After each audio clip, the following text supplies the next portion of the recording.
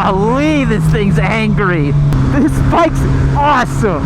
I am so happy I turboed this Hayabusa. Not only are we out here in the middle of California on a dirt road on a Harley Davidson, but I do not feel like I am going to expire doing it. This motorcycle right here is the #1 selling adventure bike in America for like 3 or 4 months running. Harley Davidson did bring something to the adventure space that no one else has, and I'm sure that in a couple of years we're going to see everybody implementing this on their motorcycles to try and catch up.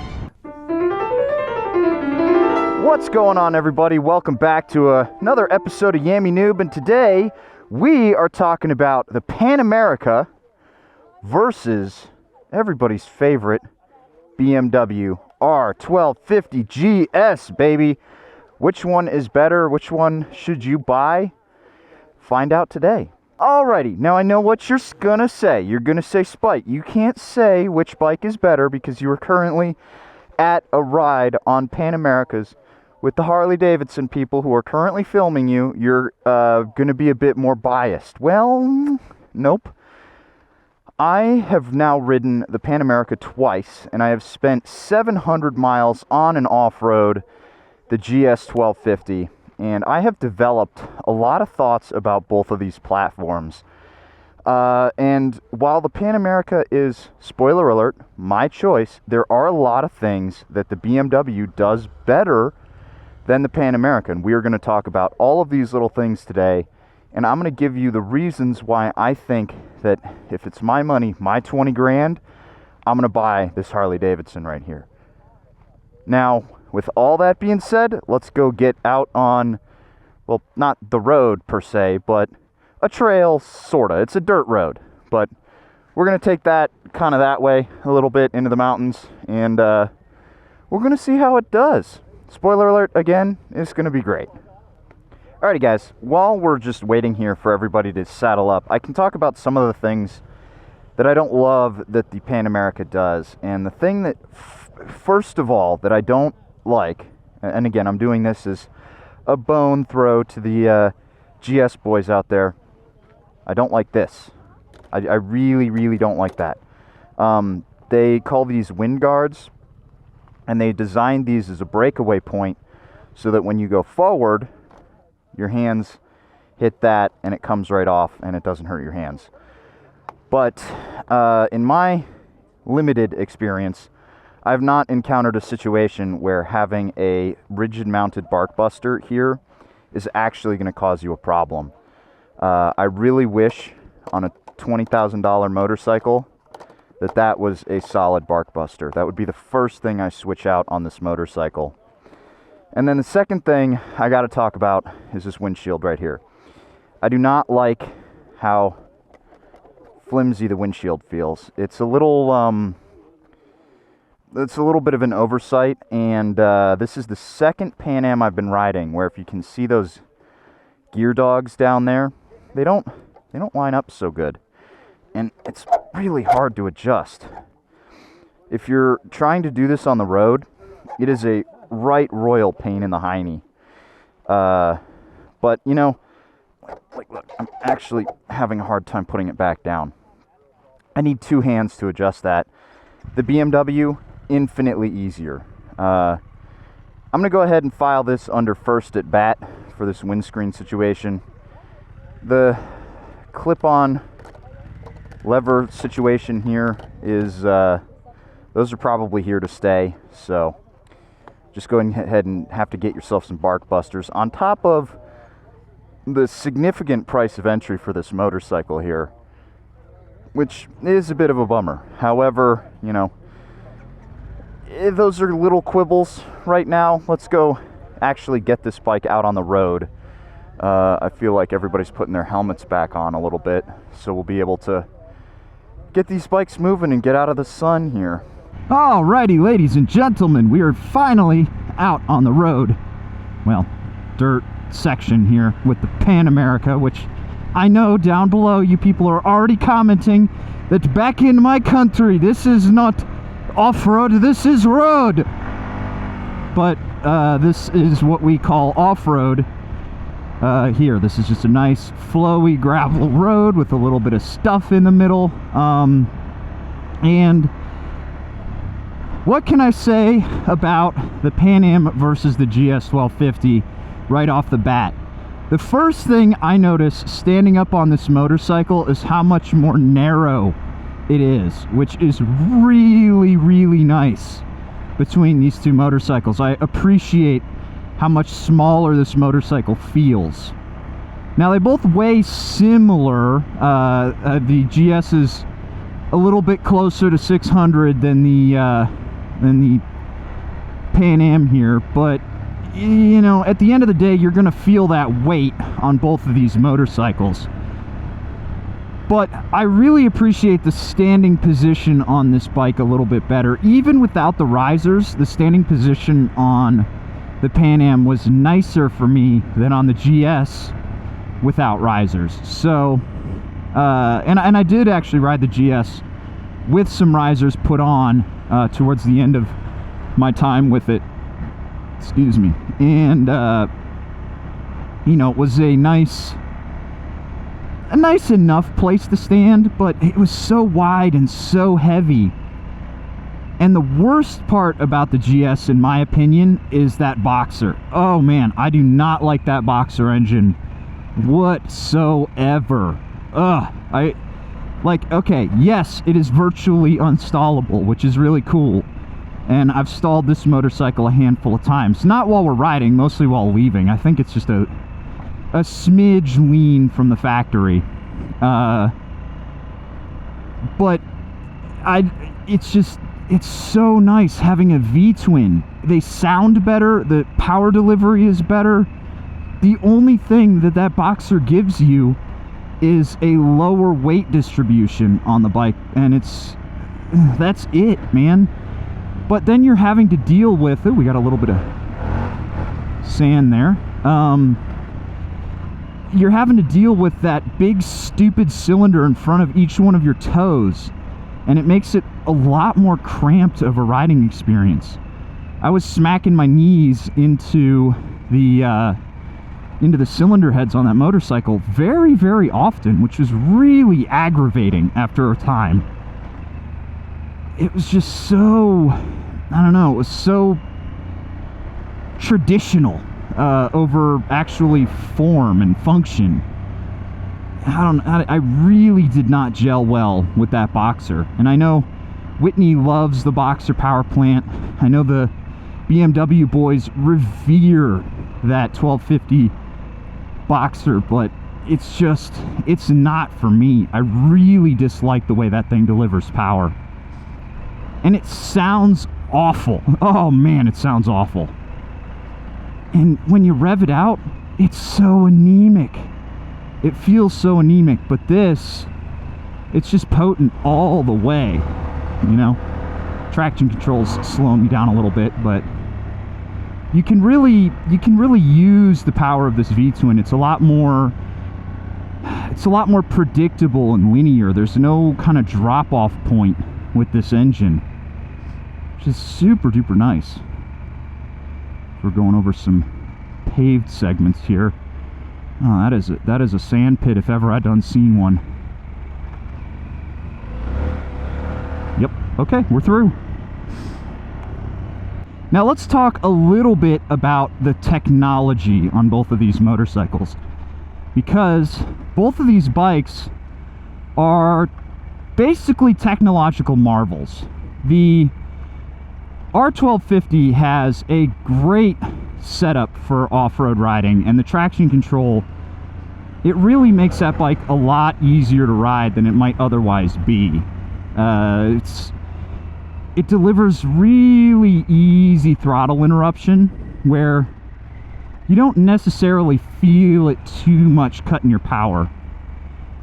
This one, it can be a little bit more abrupt. I think we can call that, you know, the first timer situation. They didn't quite nail it perfectly, but man, it works really, really, really well on this bike. If it does chop your fun pretty quickly. But then again, they do have off-road pro mode where the interruption is a lot more tame. One thing I will also give the GS in terms of its tech package is cruise control. The cruise control on the Pan Am, I've been playing with it a lot on these highways that we've been riding around on to get to our dirt road segments. And I do not like the way that it works. It doesn't feel very tactile. The little knob that you have to push is just, it's not, I don't know, you don't feel it click, you don't feel it reach the end of its throw. So you keep pushing and then you realize you've added 5 horsepower and the bike jumps forward underneath you. And then you have to be like, no, I have to touch the brake and start the whole process over again.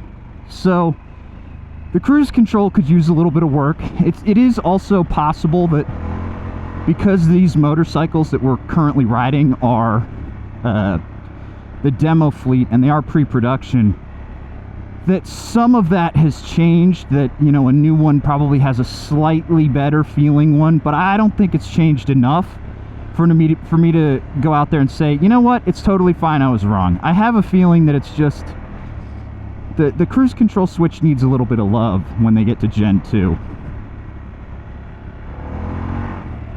Now, staying with tech, one thing I will give Harley, although they need to do a little bit of work on this too, is the dashboard. So BMW has 2 dashboards. They've got their main LCD dash, or not LCD, TFT dash, which is gorgeous. It's phenomenal. It runs at like 3,000 FPS and it's so buttery smooth. But they have that big GPS mount, so when you stand up, you can't see the dashboard. Now, admittedly, while you're standing, you probably don't need to be looking at the dashboard. You should be looking out ahead of you.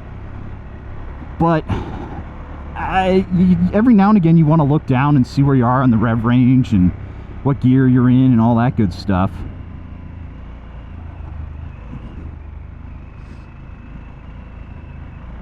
The Harley has nothing in the way. However, I do think that the dashboard needs more adjustability in its angle. Let me show you as I sit down here. You can go up and you can go down like 15 degrees. I'd like to see a nice, you know, 30 to 45 degree throw in that GPS or in that dashboard angle, just so that you can really just look down and at a glance see it. It's tough when you're dealing with like polarized shades like I wear. I wear these Ray-Bans all the time and they're polarized, and then through a UV protected lens on my helmet, it causes this weird glare on these dashboards, and it disappears when you set it at the right angle. But I can't actually set the right angle on this motorcycle. Got a little bit of sand here. We're getting some sliding action going. Yeah, getting that rear wheel moving around through these corners. I really love the way this bike feels off-road. On-road, it does everything you'd expect, and I said that before when I rode it in Sturgis. It's a perfect on-road machine. You know, if all you want to do is tour, then get this bike. You don't need the special. Just get the base model, get yourself some bags, and be done with it. But as an off-road bike, man, it really shines. It really shines. I love the way this thing feels off-road. Now, I do, while we're talking about both of these motorcycles, want to mention the fact that Harley-Davidson did bring something to the adventure space that no one else has, and I'm sure that in a couple of years we're going to see everybody implementing this on their motorcycles to try and catch up, which is crazy to say. But they have the adaptive ride height on this motorcycle. Now, it sounds like a gimmick. It really does, and I thought it was a gimmick when I first got on this bike. I was like, why do I need the suspension to compress and lower the seat height when I'm coming to a stop? That's like, I've got nice long legs. I don't need to worry about having to put a foot down. But then I thought about other people who are looking to get into the adventure space, And these bikes can be daunting to get on. So having a motorcycle that can lower its seat height for you so that you can get on the motorcycle when you're coming to a stop too, it drops the seat height so you can put your foot down more confidently. You gotta be a real short boy to not feel comfortable flat-footing this motorcycle, because Harley has a whole bunch of seats and so forth that you can put on this motorcycle to make the fit just right. I mean, you can lower the seat an inch just by putting it in a different spot on the mounting pegs. Oh yeah, look at this. We're out in a wind farm now. This is cool. Not only are we out here in the middle of California on a dirt road on a Harley Davidson, but I do not feel like I'm going to expire doing it. It's really not hard. Like, imagine, you know, back in the day, these guys were chucking old Sportsters, the 57 Sportster, up a hill. That was the closest thing they had to an adventure bike. But now you can actually go out and have a proper adventure on Harley Davidson, and man alive, that is cool. And you know what? I'm not the only person that thinks that, because this motorcycle right here is the #1 selling adventure bike in America for like 3 or 4 months running. People bought the heck out of this bike when it first came out. So much so that it topped the GS in sales numbers. And the guy right ahead of me, Paul, is a member of the Harley Davidson PR team. And he told me those numbers when we were in Sturgis. And I was like, okay, that's kind of cool. It came from Harley Davidson, so I was a little bit dubious, right? And then on the Yamcast, we covered the same story from a different outlet. And, you know, corroborating data is like, wow, they really did do it. They made a motorcycle that, you know, everybody can own and be proud of and ride off-road competently on. These are some nice little sandy segments here. It's not deep, it's like a nice dusting of sand over some hard-packed stuff.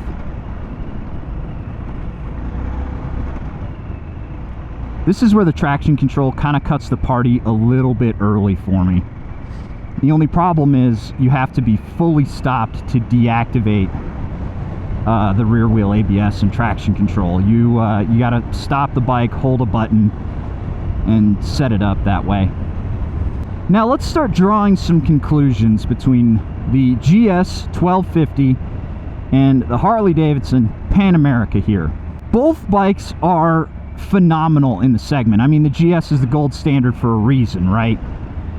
And it has been for a really long time. And Harley Davidson, out of nowhere, decided to join the party. And they were like, here, we have motorcycle, check it out. And a lot of people were really dubious to see what this bike would end up being like. And I can say, with my limited experience, that this is an awesome adventure bike. It's super comfortable. It's got great technology on it. The only thing I think it's lacking is a quick shifter. And then you've got your BMW, which has all the heritage, and Ewan and Charlie, and Ewan and Charlie. And did you see the long way round? They went around the world on the GS, bro. They did the, you know, long way round, long way round. Yeah, it's got a bunch of heritage, but I think that that motorcycle as an off-road machine has really surrendered a lot to the adventure touring market more so than anything. It's really heavy, it's really stable, but it just doesn't feel fun. It doesn't have that kind of effervescent, playful quality that this motorcycle right here has. It does. This bike wants to go have some fun. It has a little bit of that KTM DNA because it's got that torquey V-twin in it. And maybe that's just because I prefer a V-twin to the Boxer, but you know what? Everybody's got to have their own little predilections and kinks when it comes to riding, right? I mean, that's why I'm out here beating myself up on this motorcycle off-road when a dual sport would be just as, if not more, capable. That is a huge sand pit on the left. I'm not riding through any of that nonsense. But can you confidently forego the GS 1250 for the Pan America? Yeah, absolutely, 100%. And I would actually say you should forego the GS for the Pan America.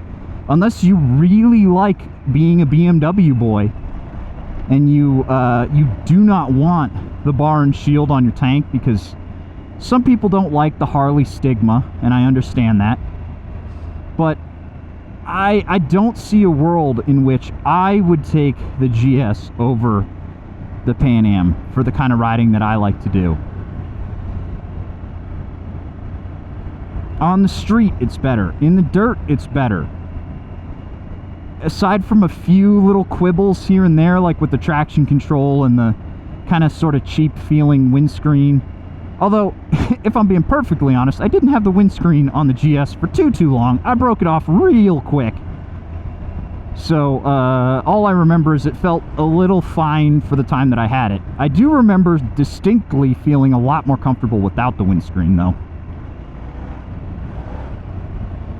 I guess you just want to do the Super Leggera mod when you get the bike. So guys, that is going to wrap up my thoughts on this little comparison here. Hopefully you enjoyed this little look into American versus German, BMW versus Harley, Pan Am versus GS 1250. If we do get an opportunity to get both of these bikes side by side, you can bet we will make another video comparing the specs and performance side by side. But I still, man, riding them both, I can tell you, I really like the Pan America.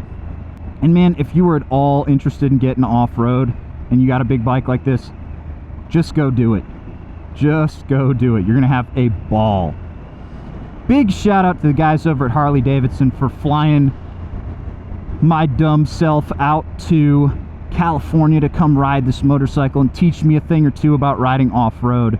I really did enjoy the training segment yesterday, which you should go watch that video if you're interested in picking up a few tricks or watching me just eat in a spectacular manner. Big shout out to Harley. Thanks, guys. I'll catch you in the next one. See you later. Keep watching Yamino.